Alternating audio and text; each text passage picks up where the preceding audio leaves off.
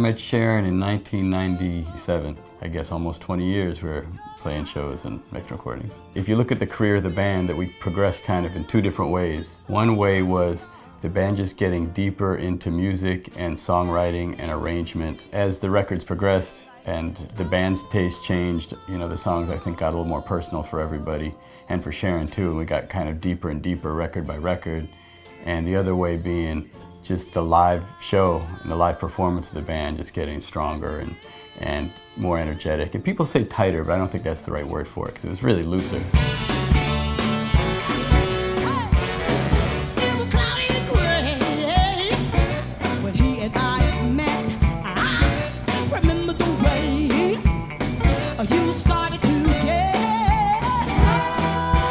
You really have two sides on Soul of a Woman. Side one, which represents the band at the peak of their power as a show band. Just fire behind Sharon and her just blaring away in these songs that are raw and gritty and bluesy. I think really reflect the energy that that band had live, which nobody could match. And then on side two, you have something that's kind of more moody and sophisticated that reflects the way the band was able to progress songwriter-wise and arrangement-wise. If you really want to look at Sharon's voice in its purest state, I think Call on God is a perfect example of that. Oh, you just call on God. It's really her singing her own words and her own feelings in her own way, and you know, she really ran that whole session.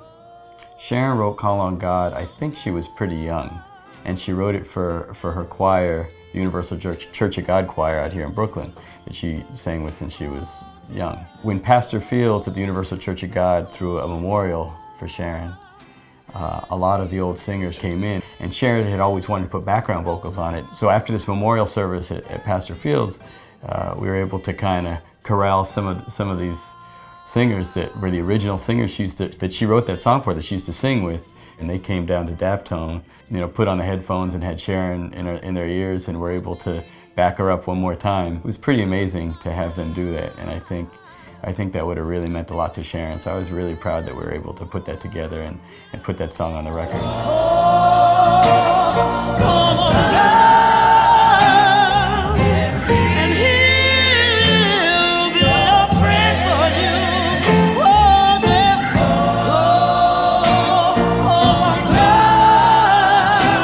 Sharon could pick up any instrument. Her feel and her rhythm was so amazing. You know, she used to sit in with Antibalas and play cabal or something, and she was one of those people, the second she started playing, all the rhythm in the room was just like hooked up. That's one of the things about her singing, you know. I mean, people talk about, like, you know, somebody like Michael Jackson or something.